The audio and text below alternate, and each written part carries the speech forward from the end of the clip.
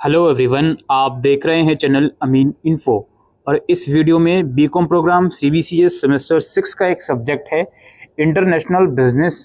इसका पीवाईक्यू और exam pattern हम डिस्कस करेंगे।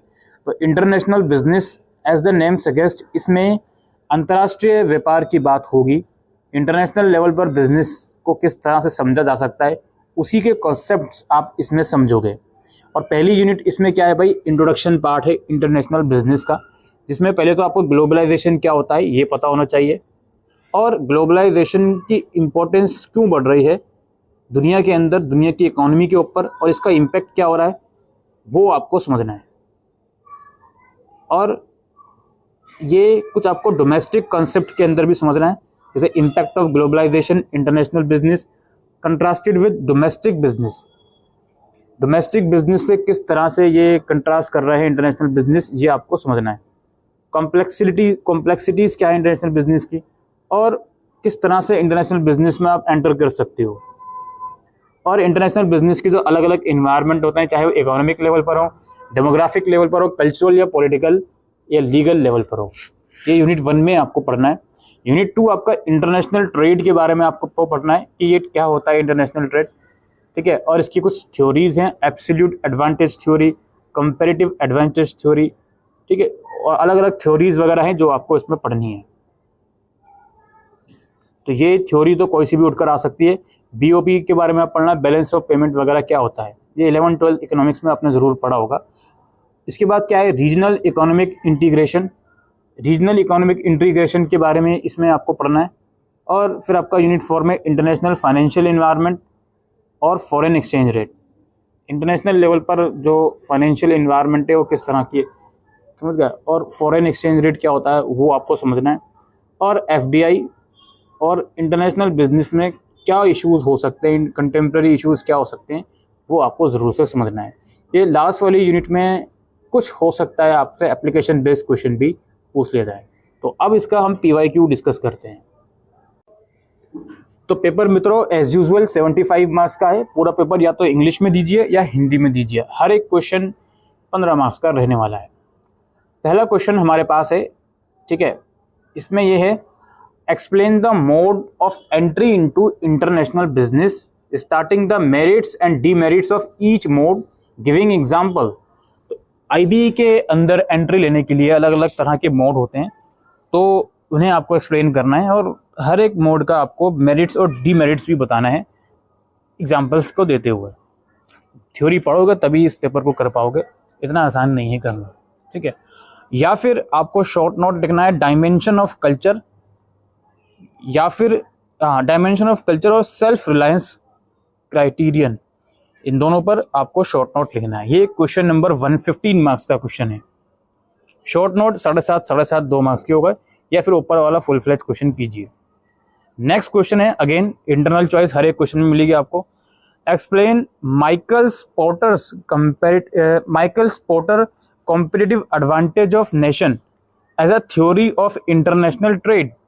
इंटरनेशनल ट्रेड की अलग अलग थ्योरीज हैं, उसमें से एक थ्योरी आपसे पूछ ली गई है जो कि आपका है कॉम्पिटिटिव एडवांटेज ऑफ नेशन, जो कि एक थ्योरी है माइकल पोर्टर्स की, वो आपको एक्सप्लेन करनी है। या फिर free market access is blocked by both developed and developing country in many ways, explain the statement with example. यानी कि मार्केट का जो फ्री एक्सेस है वो ब्लॉक कर दिया गया है डेवलप और डेवलपिंग कंट्री के द्वारा बहुत सारे अलग अलग तरह से। इस स्टेटमेंट को जस्टिफाई करो आप। इसके बाद अगला क्वेश्चन है, बीओपी क्या होता है, बैलेंस ऑफ पेमेंट से आप क्या समझते हो। Discuss the measures that are taken to correct disequilibrium in balance of payment. Balance of payment में करंट अकाउंट वगैरह होते हैं और शायद कैपिटल अकाउंट वगैरह होते हैं। तो बेसिकली बीओपी को पहले तो आपको एक्सप्लेन करना है, और जो बोथ साइड्स होती हैं अकाउंट्स की, उसमें अगर डिसइक्विलिब्रियम होता है तो उसके मेजर्स क्या क्या हो सकते हैं उसको रिजॉल्व करने के लिए। नेक्स्ट क्वेश्चन है, ऑब्जेक्टिव प्रिंसिपल और वर्किंग ऑफ SAARC, इसे आपको बताना है। इसके बाद क्वेश्चन नंबर 4 है, फॉरेन एक्सचेंज रिस्क क्या होता है। Explain different types of exchange risk, is it same as foreign exchange exposure, why. क्या एक्सचेंज रिस्क जो होते हैं फॉरेन के, वो फॉरेन एक्सचेंज एक्सपोजर ही होता है आपको एक्सप्लेन करना है। क्वेश्चन नंबर 4 का जो अल्टरनेट चॉइस वाला क्वेश्चन है वो ये है, आपको शॉर्ट नोट लिखने हैं currency future and currency option पर और call option and put option पर। इसके बाद 5th क्वेश्चन है, what is green field investment. Green field investment से आप क्या समझते हो, how is it different from brown field investment. Brown field investment से कैसे ये अलग है, एग्जाम्पल के साथ एक्सप्लेन कीजिए। या फिर व्हाट इज आउटसोर्सिंग, आउटसोर्सिंग से आप क्या समझते हो, explain different type of outsourcing, right its importance for modern international business. तो आउटसोर्सिंग को एक्सप्लेन करना है, अलग अलग तरह के आउटसोर्सिंग कौन कौन से हो सकते हैं और इनकी इंपॉर्टेंस क्या है इंटरनेशनल बिजनेस के लिए, ये आपको एक्सप्लेन करना है। तो ये कुछ 5 क्वेश्चन है दोस्तों। देखने में ये क्वेश्चन ज़रूर आपको ईजी लग रहे होंगे, लेकिन मैं पहले ही बता रहा हूँ, अगर आपने ये सब्जेक्ट चूज़ करा है IB, तो इसको किसी और दूसरे थ्योरेटिकल सब्जेक्ट से कंपेयर मत कर देना कि यार बैंकिंग एंड इंश्योरेंस है, बैंकिंग के बारे में कुछ अपने पास से भी लिख कर आ सकता हूँ, या ऑर्गेनाइजेशनल, चलो ऑर्गेनाइजेशनल नहीं, बिजनेस ऑर्गेनाइजेशन है, उसमें भी कुछ ना कुछ अपने पास से लिख कर आ सकता हूँ, कंट्रोलिंग को, प्लानिंग को।